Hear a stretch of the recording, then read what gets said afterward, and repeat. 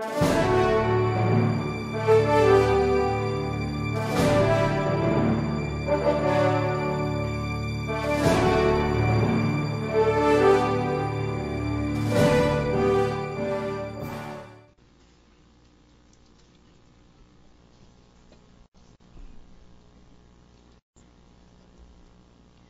Constitution provides that in all criminal prosecutions, the accused shall be presumed innocent until the contrary is proved. The burden of proof is on the prosecution. How much proof is necessary? In other words, what is the standard proof? I have adopted the very high standard of overwhelming preponderance of evidence pursuant to the recommendation of Professor Charles Black of Yale University, author of Impeachment, considered the Bible for the whole world in a democracy. My standard is very high because removal by conviction on impeachment is a stunning penalty counts and certain commingled peso accounts in his Sal N. Let us begin. Did this omission amount to an impeachable offense? No. Under the rule of jus dem generis, when a general word occurs after a number of specific words, the meaning of the general word is limited to the kind or class of thing within which the specific words fall. The Constitution provides that offenses are culpable violation of the Constitution, treason, bribery, graft and corruption, other high crimes, or betrayal of public trust. An omission in good faith in the Sal N carries a light penalty and is even allowed by law to be corrected by the person who submitted it. Thus, it is not impeachable because it is not in the same class as the offenses enumerated in the Constitution. If we disregard this rule of jus dem generis, then we can interpret the law to mean anything. The enumeration of specific followed by a general word. Wala nang limitasyon yon. Pag sinabi pa ng Constitution, high crimes or betrayal of public trust, wala nang limitasyon yon. Kung anong kasalanan at merong isang section of fundamental provisions are only commands to the clause to charter. As a general rule, constitutional provisions are not self-executory. Hindi para ka bang nagbasa ng dyaryo, tapos kanya-kanya kayong interpretation. Hindi ganon yun. Kaya meron tayong constitutional law to pass in the entire College of Law. Dali, magbasa ng Constitution. Analysis is a field of...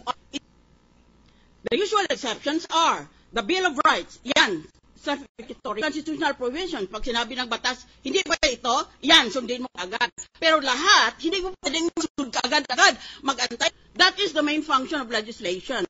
On provision, need implementing laws to provide the details, absolute confidentiality on dollar deposits. Nakikinigla ako noon, sa mga argumento na, the Foreign Currency Act violates the Constitution. I was already hoping with all my heart that God would strike me dead. Mabuti pang mamatay ako bilang isang abogada nang sa makikinig ako ng mga rason na ganon. Wala yan sa libro, wala yan dito, wala yan doon. Para bang hindi ka nagbasa ng batas mo. Di ibig mo sabihin, wala na palang batas na nag-iiral sa mga trial na ito. Hindi kanya-kanya ng isipan. There is no conflict between the Constitution and the Foreign Currency Act. The perceived conflict is so simplistic that it is seriously laughable. Nakakatawa ka o nagpapatawa ka. If there is any conflict, it is between the Code of Conduct and Ethical Standards on the one hand, which provide for a waiver of confidentiality, and the Foreign Currency Act on the other hand, which provide for absolute confidentiality. Kaya sinusunod natin ang batas sa Konstitusyon, pero ang batas na pinairal ng Kongreso mukhang may conflict. Pero hindi mo masabi na the Constitution is clear, so the Constitution will of course prevail over an ordinary law. Ano namang klaseng kagaguhan yan? Galit kayo dahil ginabit ko ang salita na kagaguhan? Ay, lipit! Kagaguhan yan. Why do you study law if that is your opinion? At bakit matawagin na quasi-judicial itong proceedings na ito? If it's all purely political and anyone can have his own opinion. It is for Congress to balance, on the one hand, the need for public accountability from public officers with, on the other hand, the desperate need for foreign investment, which entails confidentiality on pain of driving away investors from our country. Yan ang rason kung bakit meron tayong Foreign Currency Deposit Act. Dahil gusto natin na paratingin ang foreign investment at walang foreign investor. I promise you na darating kung merong bayan na may batas pala na lahat ng dolyar mo, ideklara mo. Walang darating maski isa. That is the purpose of that law. Did anybody of you bother to find out why we have a Currency Deposit Act? Puro lang tingin ninyo tungkol sa impeachment. Iparking mong pera mo dyan. Mamaya. Isasalungat ko yung mga argumento ninyong yan. It makes me angry, as a former law professor and as a future judge of the International Criminal Court, that you should presume to administer justice in this manner. I am insulted by the way your minds run. It is for Congress. The argument that a dollar deposit protected from inquiry would nullify the principle of transparency is for Congress to resolve. Ay di tayo, kayo sa House at kami sa Senate, tayong gumawa niyan, tayo ngayon ang may problema. Di bigyan natin ng solusyon ang problema. We could retain the absolute confidentiality clause with the amendment that Filipino public officers are not protected. Yon ang dapat gagawin natin. The prosecution mistakes admission for confession. In law, in a confession, the defendant admits his guilt. In an admission, the defendant merely states facts which might tend to prove his guilt. In the instant case, the defendant did not make a confession, but merely an admission with a legal defense. As a former RTC judge, I find it reprehensible beyond belief, that the AMLA document was introduced in evidence without authentication as required by the rules of evidence. Nagpapanggap-panggapan tayo na korte tayong quasi-judicial. Yun pala, sinabi pa natin na if there is any need, we shall use as a supplementary authority the rules of court. Ayun pala, hindi natin susundin ang rules of evidence. Hindi ka pwede magdala maski anong papel sa korte.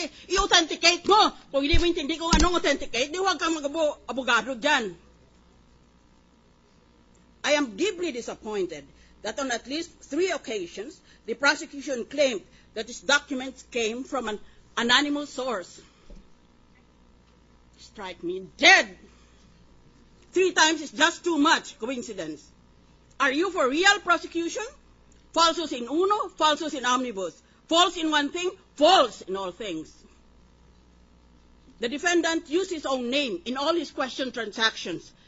He could have done otherwise if his purpose was invisibility. Kung ayaw niyang matuklasan, kadali-dali. Di gamitin niya pangalan ng iba. Lahat naman kayo, hindi naman lahat. Marami sa atin dito, kung tungkol na sa batas, ibang pangalan na ginagamit. Sigurado ako niyan. RTC judge ako eh. Mag-isa lang akong RTC judge dito sa korte nito. Maski ano, pwede mo manufacture sa Pilipinas. Minsan, binigyan pa nga ako ng death certificate ng kusado. Pagkatapos, minahuli ko, huling-huli, buhay na buhay. Ganon ang ating korte dito. Huwag na kong padara ng kalukuhan ninyo dahil alam na alam ko yon. Kayo, nag-practice kayo, 1 taon, 2 taon. Ako, RTC judge. Why would a suspected criminal leave his calling cards at the scene of the crime? Kung noon pa, gusto pala niyang itago ang kayamanan niya, bakit niya ilagay sa pangalan niya? Marami dito sa Pilipinas naglalagay sa ibang papangalan ng ibang tao. Hindi kaya alam ng abogado yon? May master's pa sa Harvard, may doctorate pa sa UST. Ganun kaya siya katanga? Assuming for the sake of argument that there is a preponderance of evidence for the prosecution, the preponderance is not overwhelming. Yan ang Ingles. Hinada ko para sa 2 minutes ko. Wala pala kaming limitasyon.